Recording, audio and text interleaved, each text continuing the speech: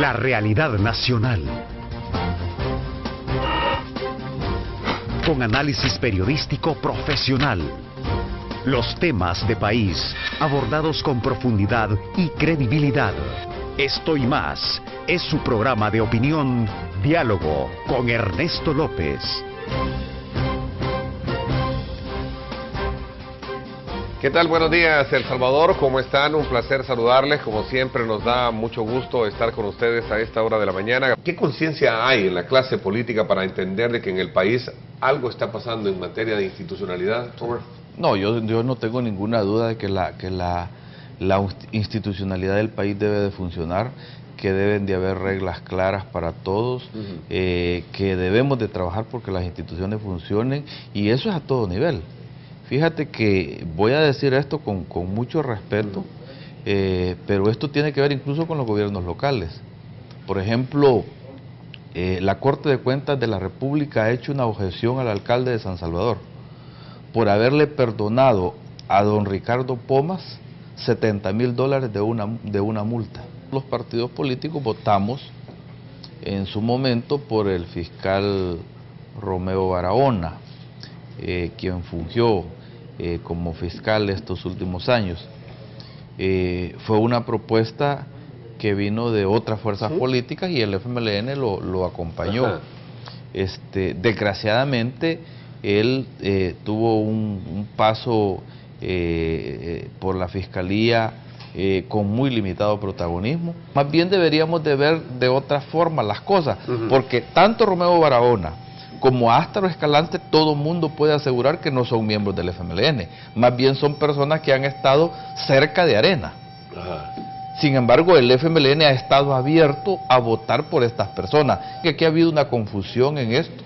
No, él no está obligado y no se necesita la firma del fiscal según el artículo 193 de la Constitución. La costumbre ha sido esa, que en todos los contratos del Estado, ¿verdad?, siempre el fiscal ha firmado, pero en este caso concreto, según el artículo 193, solo tiene la obligación de hacerlo cuando se trata de licitaciones, bienes sujetos a licitación, y los bonos no son una licitación, de tal manera de que no es necesaria la firma del fiscal. Sí, su empresario se lamenta de que el país esté perdiendo institucionalidad.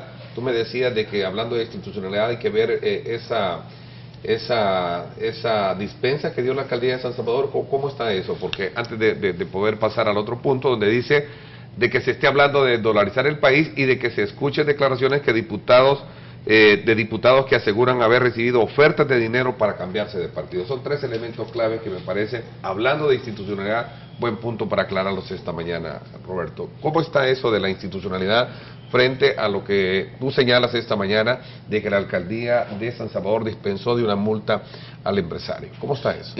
Se ha conocido de una resolución de la Corte de Cuentas de la República, en la que ha hecho un conjunto de observaciones al alcalde Quijano.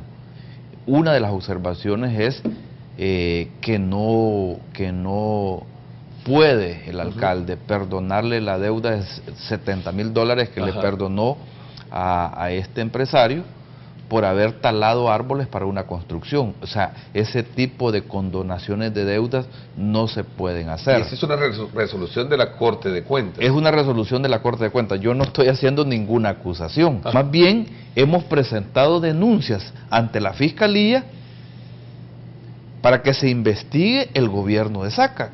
Hemos presentado denuncias contra el exministro de Salud y contra el exministro de Obras Públicas y otras denuncias de lista, etcétera. Desgraciadamente el fiscal, el anterior y el que está, no hizo nada en ese sentido. Ese es el pecado capital que lleva por el cual no se le puede ver a él. Pero resulta de que Arena quiere un fiscal que impida la candidatura de Antonio Saca. Y eso son los movimientos que hay que hacer en la apuesta por ganar las elecciones. O sea, si alguien estaba dudando que el FMLN no le va a apostar a ganar, pues hoy piensan distinto. ¿Qué visión lleva el FMLN frente a la figura candidatable y sobre todo también a la del papel que juega un vicepresidente dentro de una estructura de gobierno? Digo esto porque de alguna manera también es un punto que salió a luz pública recientemente con la nominación de él, donde se deslegitimaba un poco, o se desestimaba, o se subestimaba, yo creo que esa es la palabra correcta, un poco ese papel de injerencia que pueda tener en el dominio de un gobierno la figura de un vicepresidente. Para decirlo más claramente, fue el alcalde Quijano que dijo que el vicepresidente no sirve para nada, que esa es una figura que lo importante es el presidente, dijo él. Bueno, pero me imagino que él estará buscando un vicepresidente, un candidato a la vicepresidencia también. De un solo está descalificando a sus posibles candidatos a la vicepresidencia. No, nosotros creemos que no. Fíjate que, y esto no es nada nuevo, es un proceso. El FMLN viene concibiendo eso como un cambio que hay que hacer en la vida institucional del país. Hay que hacerla, de hecho, no estamos pretendiendo con esto reformar la Constitución, pero, por ejemplo, el presidente Funes le da al vicepresidente, a su vicepresidente, un rol protagónico muy importante. O sea, el vicepresidente de la República actual, Salvador Sánchez Serén, fue nombrado por el presidente Funes ministro de Educación.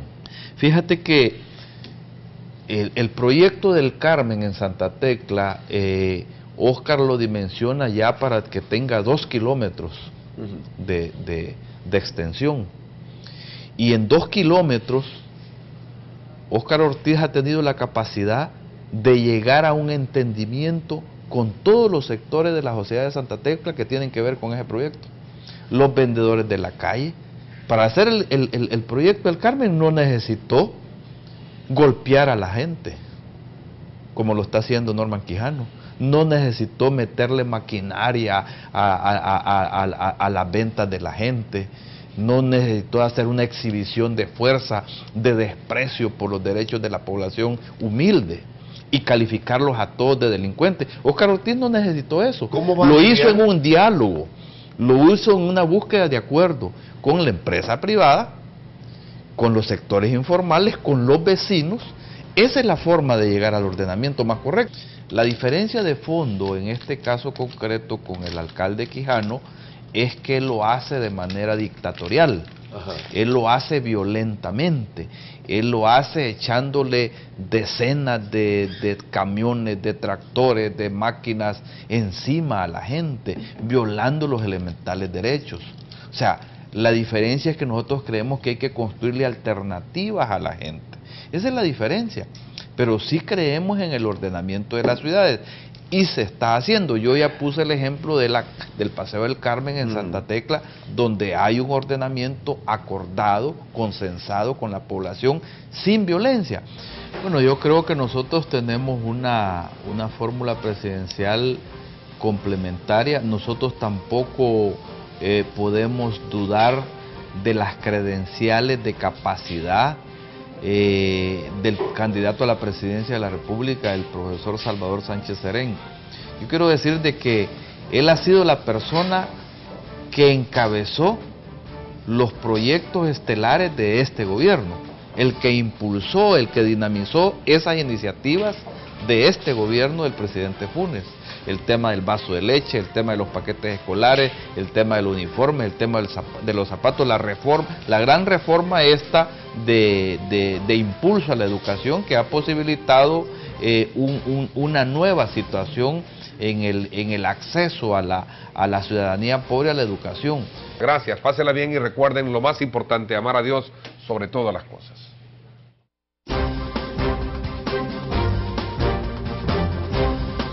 La realidad nacional. Con análisis periodístico profesional. Los temas de país abordados con profundidad y credibilidad. Esto fue Diálogo con Ernesto López.